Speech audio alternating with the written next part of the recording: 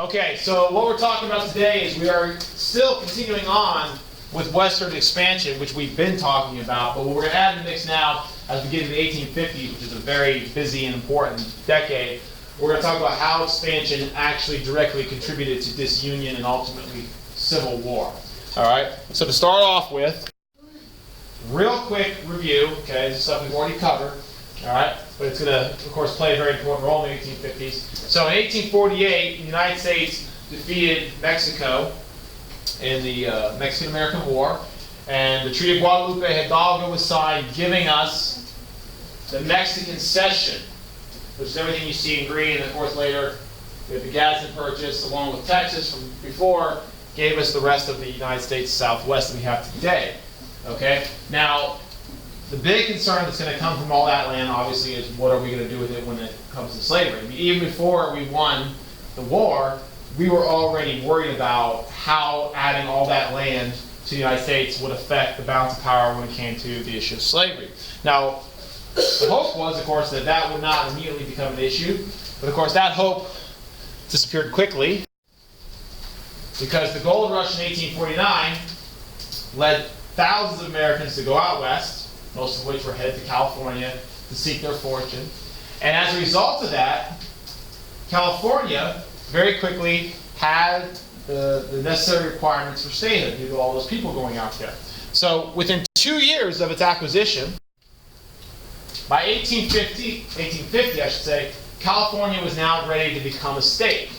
And once again, this resurrected the same age-old problem we've been experiencing and talking about, which is slavery. Okay? Now, up to this point, okay, we in the United States have been living under the rules set forth by the Missouri Compromise. The Missouri Compromise, of course, said all territory above the 3630 line would be free, Prescription, Missouri. Everything south would be slave from here on in. The problem is, if you look at that 3630 line, you stretch it all the way across the map, okay, it goes right through California. So California is on both sides of the line. So obviously, the Missouri Compromise line really can't be used to settle this issue. So once again, in 1850, we had this problem where another state is going to be out of the Union, and it may disrupt our sectional balance, which we can't have. So the fight over California and its fate as a free or slave state, once again, threatens to pull the country apart into civil war. Luckily, we avoid civil war, and we settle the issue with a compromise, the Compromise of 1850. So write that down. This is a big deal. Now, just like with the Missouri Compromise, the Compromise of 1850 has multiple parts, and we are going to list them out right now in our notes. So you got Compromise of 1850, and underneath, we're going to talk about the 4 important components. There's actually more than 4, but we're only going to talk about 4 because I think those are really the only ones you really should know. Okay? So, let's talk about that. So it is a compromise. That means everyone's got to get something out of this in order to go ahead. So let's talk about what the North got. First of all, number 1, California is added to the Union as a free state. California will be a free state. This is obviously good for the North. In addition, the North also gets a ban on the slave trade in Washington, D.C. Okay? The slave trade is banned in our nation's capital. Slavery is still permitted there, but the buying and selling of slaves is not. So a small victory for the North. Okay?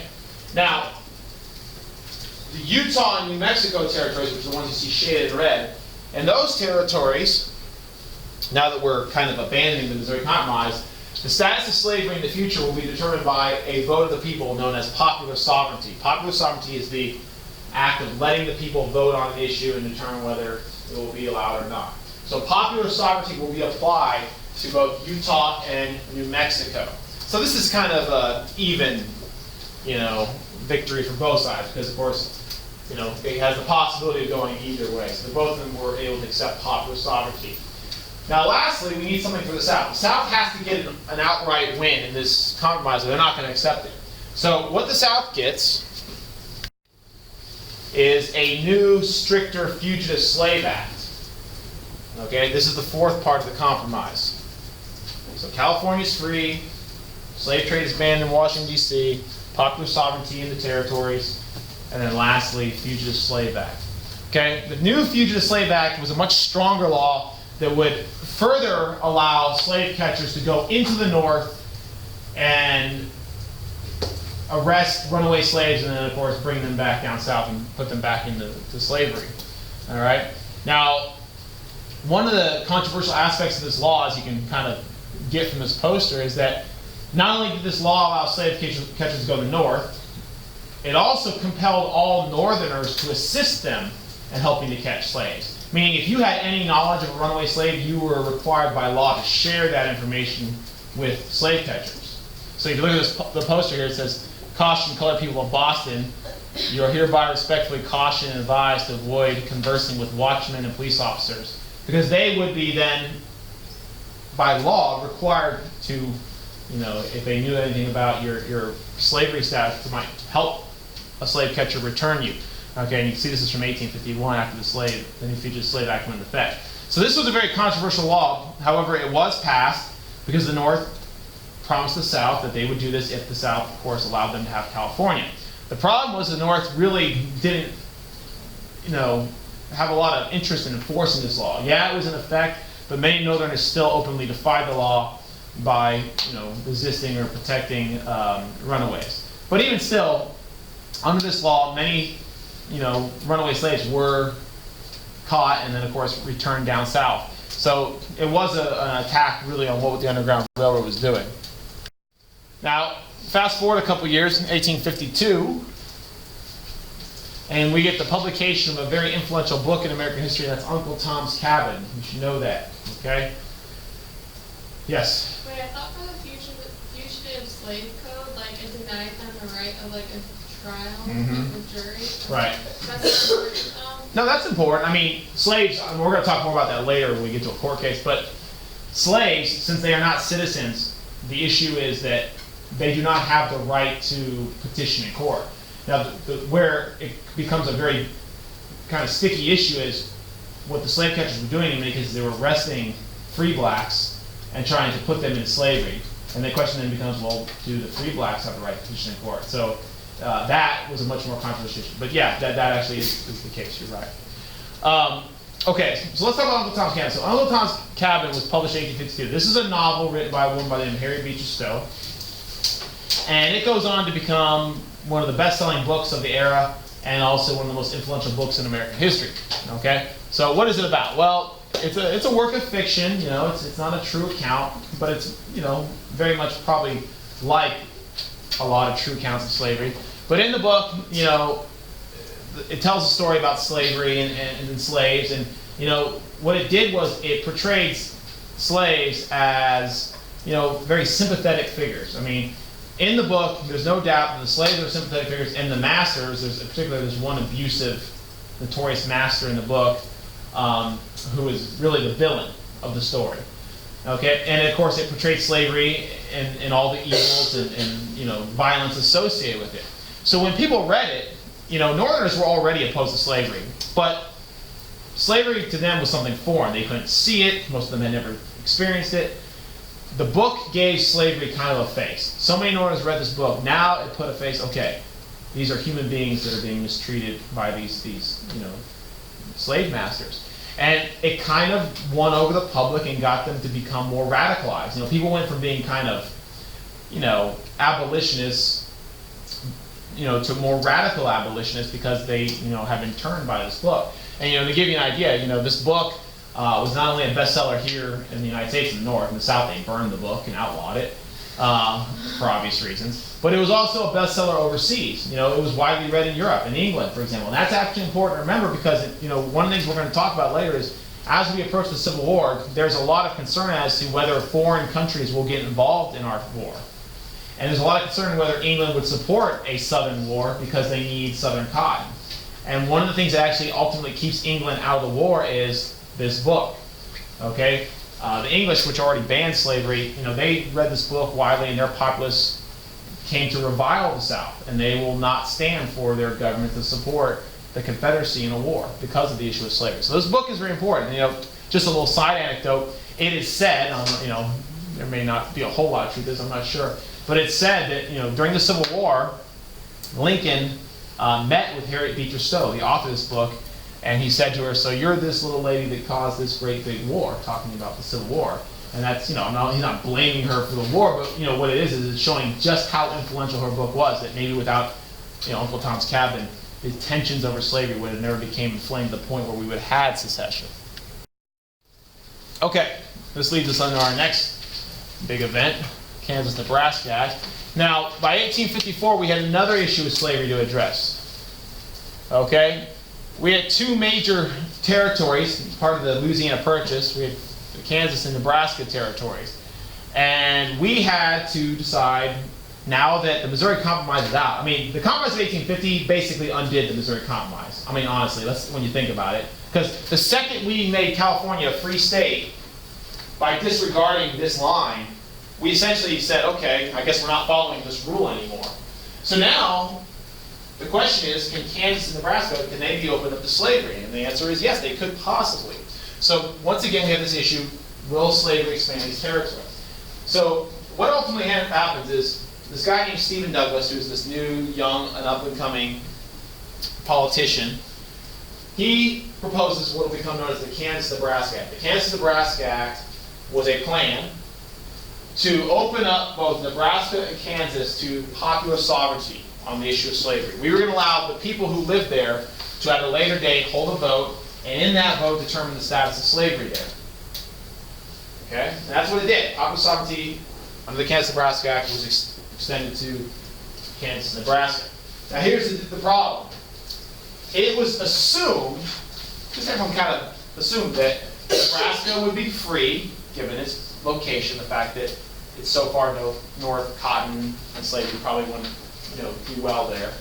And that Kansas would become a slave state, given its location. Everyone just kind of assumed, okay, one free, one slave. But that's not how it played out. Nebraska overwhelmingly was with, free soilers.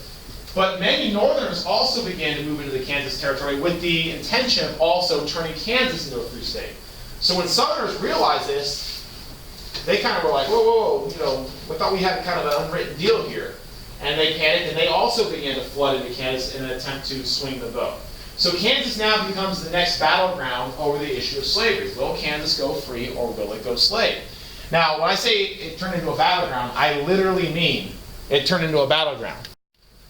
Okay? Because after the Kansas-Nebraska Act, Kansas became the next place where people wanted to fight the war over slavery. In this case, it actually turned into real violence. Okay? The years following the Kansas-Nebraska Act, all the way up into the Civil War, are sometimes referred to as Bleeding Kansas. Because Kansas turned into a kind of mini Civil War over the issue of slavery, as pro-slavery forces did battle with anti-slavery forces over the outcome of the popular sovereignty vote in Kansas. Okay? For example, there are these people they used to call border ruffians. Border ruffians were pro-slavery Missourians who would go into Kansas to conduct violence, intimidation, and also to try and swing the vote in favor of slavery there. Okay? And of course, anti-slavery forces also did kind of the same thing. So we had violence taking place all over Kansas as both tried to set up rival governments. In fact, there were two governments in Kansas.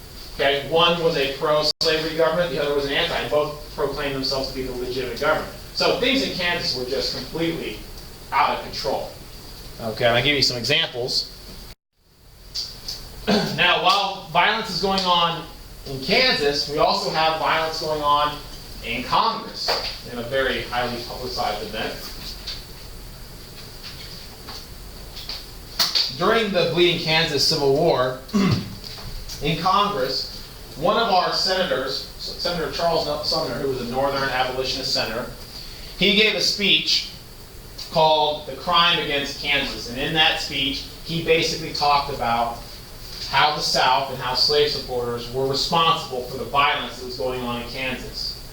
And during his speech, he actually specifically named names. He targeted other elected officials in Congress who he blamed for the problems of the violence in Kansas.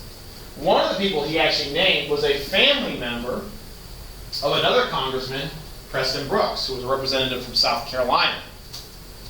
Now, Brooks was so outraged over Sumner's words and insults that he himself decided to take revenge. And what he did was the next day when Sumter was sitting at his desk in the Senate hall, he attacked him and beat him over his head with a cane.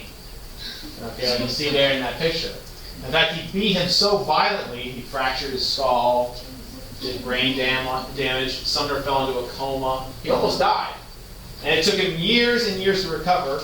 He even had to travel to Europe to see specialists there who knew more about how to treat these injuries. So this was a very vicious beating. Now, Brooks, he eventually was forced to kind of resign because he was a disgrace for this. However, many Southerners support this. In fact, famously, he broke his cane during the attack, and those who supported his actions actually, they would send him dozens of canes in the mail and as a sign of support, like, hey, we like what you're doing here because we want you to defend slavery. Okay, and of course, the North, attacked and said this is how the South settles, their problems, they have these violence. So this was a very polarizing event. And even later on, Brooks may have had to resign. Later on, he will be reelected to public office. Even after this scandal and this disgrace, he still gets reelected. So this kind of shows you just the willingness the South was, they were willing to go in terms of violence in order to defend slavery, even in Congress. This is all over power and money. Yeah, basically. The way the South looked at it was, look, our entire way of life is built on slave labor. And they were fearful that if slave labor goes away, the people who are in power and who have all the money, the plantation owners, they're out that entire investment. So they want to hold on to that as long as they can. The poor people in the South, they are also fighting for slavery, even though they don't have slaves, because they believe one day they will be owners. Yeah. Wait, so were they able to decide what Kansas was? Okay, that's a good question. I should have mentioned it. So, sort of. Here's the answer. They actually had several different votes. And the votes varied. Some of the votes said no slavery, some of them said they did. And both sides accused the other of using fraud and violence to swing the vote. So we never really got a real clear representation of what Kansas was. In fact, there was both a pro and anti-slave government that both claimed to be the legitimate government, which is kind of weird. Ultimately, I would say this, the winner is the North, because ultimately when the Civil War does begin, Kansas will roll into the Union as a free state, basically, or free territory, I should say. So it's a little complicated, but ultimately I would say the North wins that conflict. So no, they don't ever get a real official decision, unfortunately. Now in 1854 we get another important thing. We get the birth of the Republican Party. In 1854, a new political party emerged, the Republicans, and what they did was they kind of got all these other groups that were dissatisfied with the current political process, and they absorbed them into this new party. So who was in the new Republican Party? We're talking about Whigs, Northern Democrats, the people anti-slavery, the Free Soilers, Know-Nothings, and just anyone who was opposed to the Kansas-Nebraska Act and what it had created. The Kansas-Nebraska Act was probably the most polarizing, law or act of this time period. Okay, so the Republican Party is going to emerge after 1854 as being our second, big party in the two-party system. So the good news for you guys, you're still going to need to learn a few political parties here and there, but for the rest of the year, really the two dominant political parties are never going to change again. It's always going to be the Republicans and the Democrats. What will change is the ideologies of the two parties. They will evolve over time and eventually completely do a 180. But the two main political parties in American history from 1854 on are going to be the Republicans and the Democrats. Even though they shift their political views, the names stay the same. Now, just 2 years after the Republican Party appeared, they were able to nominate and run someone in a presidential election in 1856. So in 1856, the Democrats nominated James Buchanan. Okay? And the Republicans nominated John C. Fremont, who you might remember. That name should be somewhat familiar to you. He was the guy who led the Bear Flag Revolt in California. So that was his big claim to fame. And of course, Fillmore, he ran as a Whig. Well, he ran as, he was a Whig, but he was a third-party candidate in this one. But he's not going to win anyway, so it doesn't really matter. So Buchanan wins. Okay, not surprising since the Democratic Party was the more established party, and the Republicans had only been around for 2 years. But here's what's amazing. After only being around for 2 years, in their first major appearance in a national election, the Republican candidate, John C. Fremont, he gets a lot of votes. He gets 114 electoral votes versus the 174 that Buchanan got to win. That's unheard of for a party to go from not even existing to being second in the polls in a presidential election just 2 years later. We've never seen a political party appear and gain that kind of power that quick. It really is amazing. So what's clear from this election is the Republican Party is the new big party. The Whigs are on their way out. Okay, they're going to kind of fade away because basically the Whigs are going to be absorbed by the new Republican Party. Okay, but the Republican Party is there. It basically represents, and the map kind of gives it away. The Republican Party is there to represent the interests mostly of the North. It's anti-slavery, pro-business, pro-tariff, pro-trade and industry, that kind of thing. So keep that in mind. Now, this is a big deal. So while all this is going on, we also get one of the most important Supreme Court cases in American history. Definitely up there, top 3, I'd say. So we get the Dred Scott decision, or Dred Scott versus Sanford. So let's talk about the backstory here. So Dred Scott, there he is, he's a slave, okay?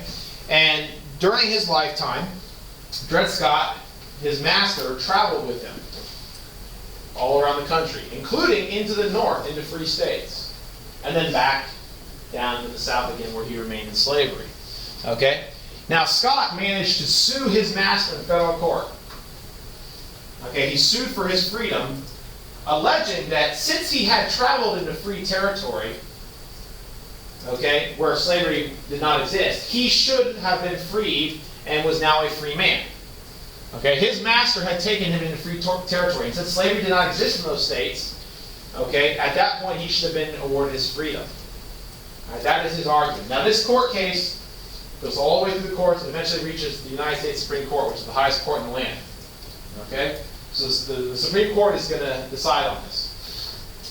So there's 2 parts to the decision. Okay, the first part, the Supreme Court tosses out the case. They say, Dred Scott, you are not even permitted to be here. You are a slave, and slaves are not citizens, and only American citizens have the right to petition in federal court. So since Dred Scott was a slave, he did not even have the legal right to use the court system to try and redress a grievance. So they just tossed the case right out. So Dred Scott, he's not going to be free, he's going to remain a slave. So that's the first part.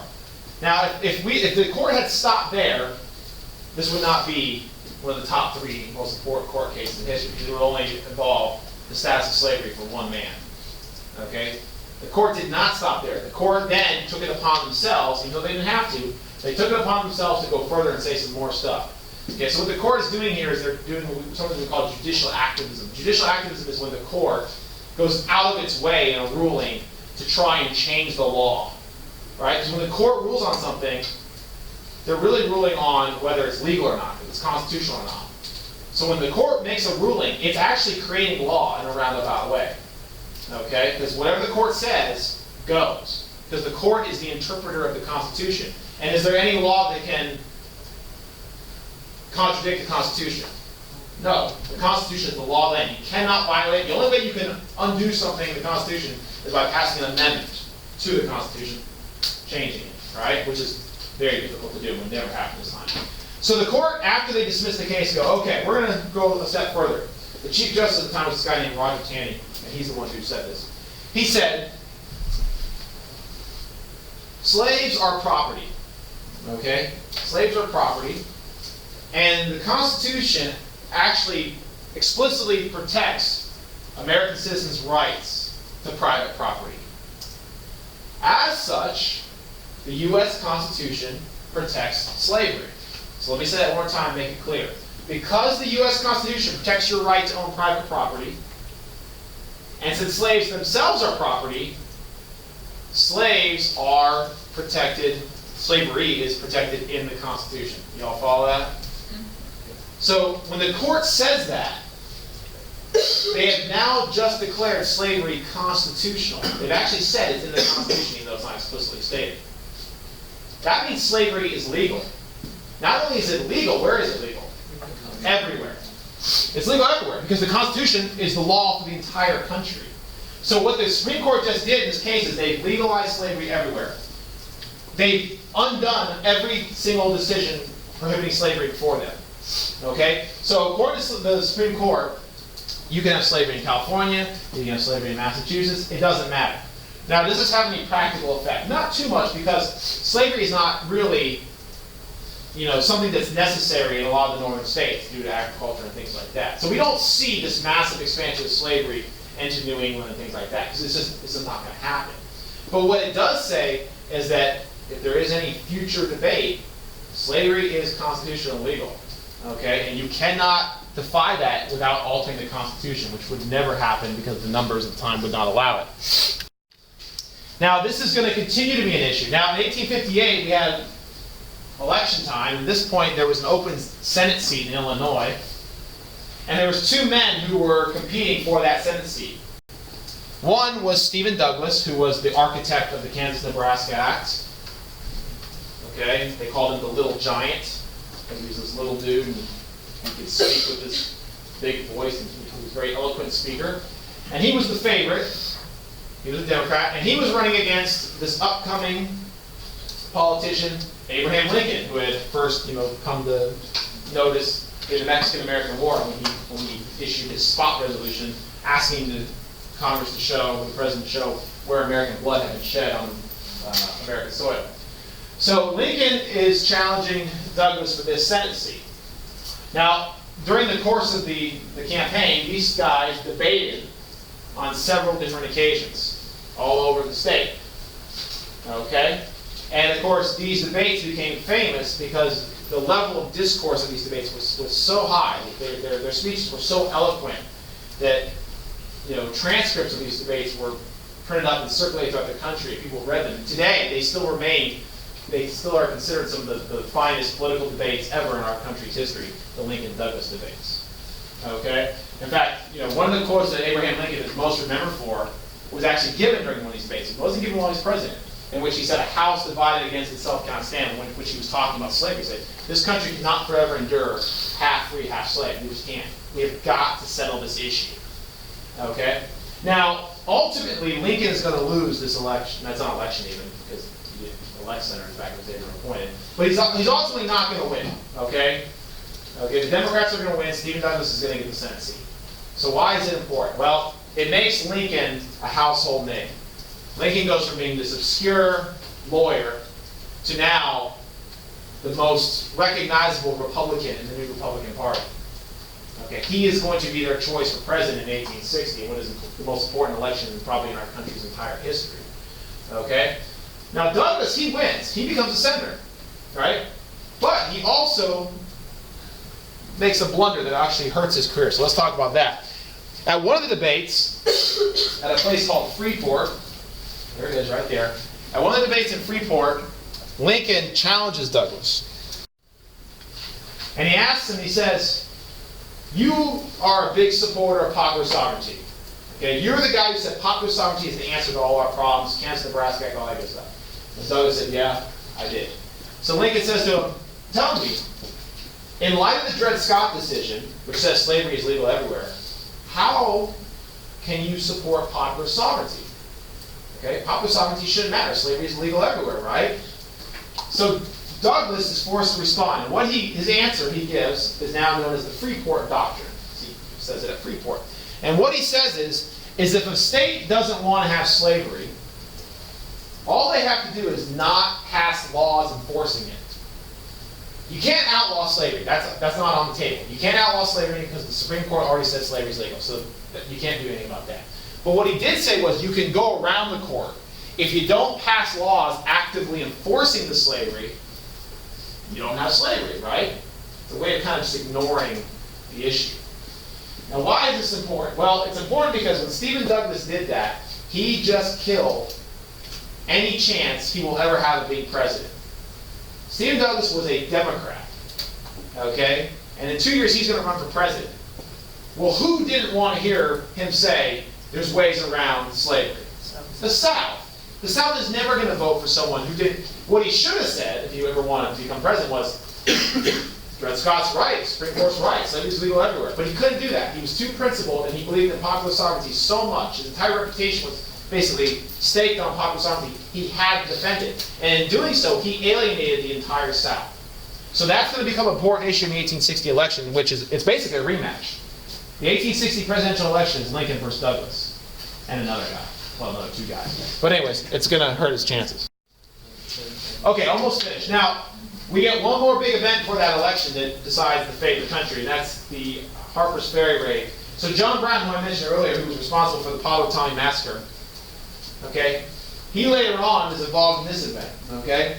So John Brown, as I mentioned, he's a radical abolitionist, and he believed that God had selected him to kind of lead this crusade against slavery, and that violence was even permissible when in the name of eliminating slavery. So John Brown and his followers, they hatched this plan. The plan is they're going to raid an arsenal at Harpers Ferry, Virginia. This is where we keep all our guns, right? The goal was to seize the guns and then give the guns to slaves in the area and start a general slave uprising. And the hope was that this general uprising would lead to slaves overthrowing their masters and some kind of change to the status of slavery there. So him and his fellow anti-slave forces, they attack the arsenal. And they do succeed in taking the arsenal. They seize the guns, but before they can spread the guns out and deliver them and spread the message to nearby plantations, the army is called out, surrounds the arsenal, and after a brief battle, John Brown and his fellow abolitionists are either captured or killed. John Brown himself is wounded. He is captured alive, and then he's put on trial and ultimately executed. Now, this is important because this whole event kind of drove a wedge between the North and the South, because Northerners, they looked at John Brown and they looked at him as a martyr. This was a guy who was willing to die for the cause of abolitionism. Many Northerners actually supported John Brown and what he did here, even though he used violence to achieve his means.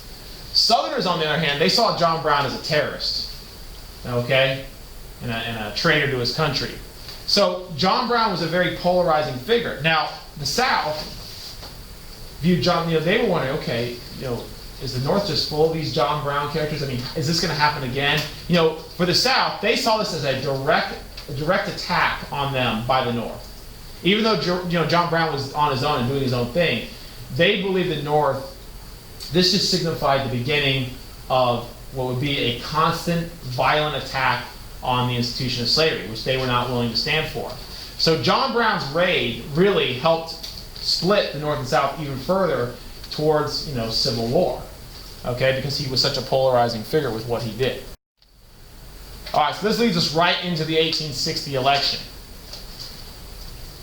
So in 1860, we get a presidential election, and it appeared it was going to be a rematch.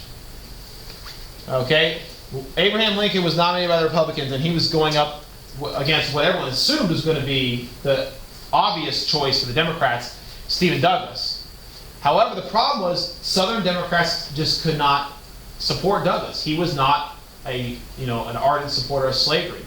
So many Southern Democrats broke away, and they themselves nominated their own candidate, John C. Breckinridge, who was himself a strong supporter of slavery. Okay, John Bell, he ran as the Constitutional Union. His goal was basically largely to avoid conflict by serving as a middleman, but he's not going to win anyways.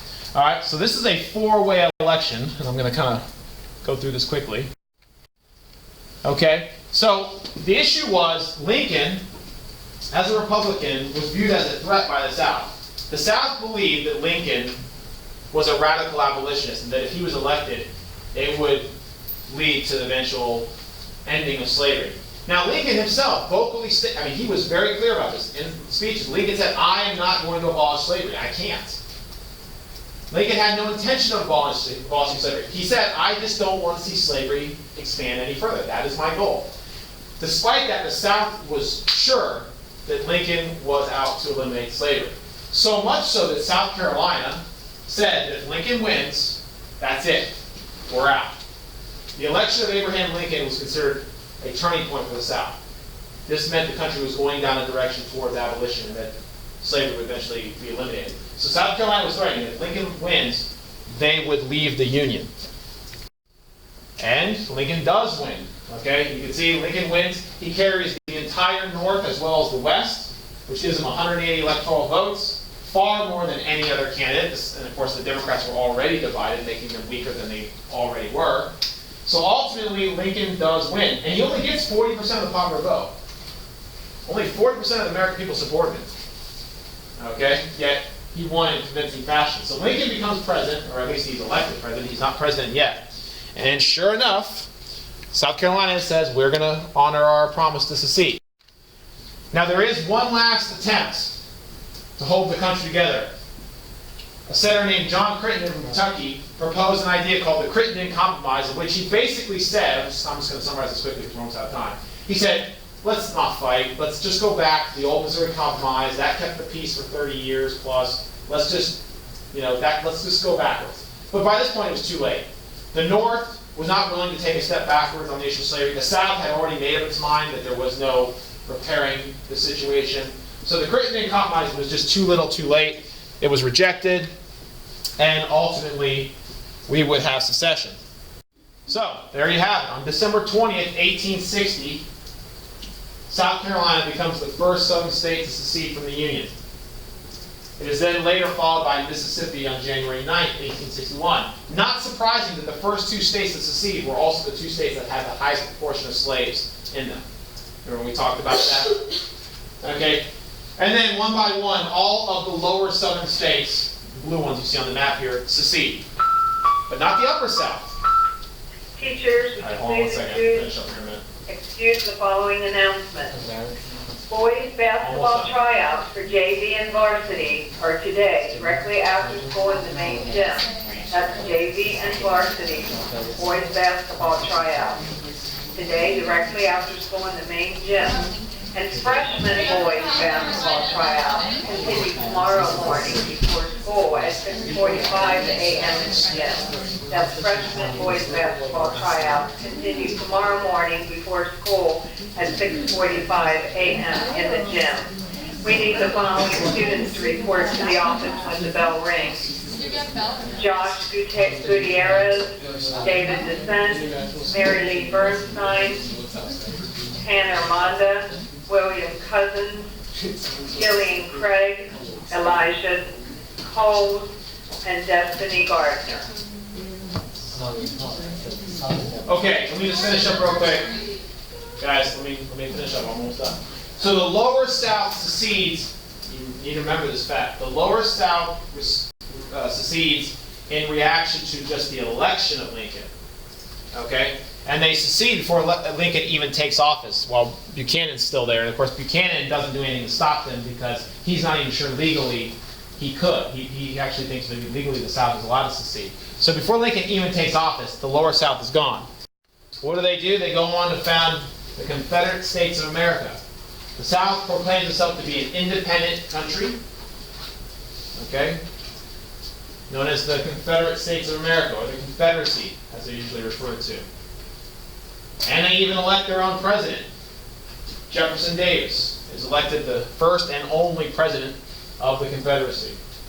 So he will be Lincoln's counterpart in the upcoming Civil War. Okay? Now, we're not done there, though. Okay, there's still the concern with other states. Now, on April 12, 1861,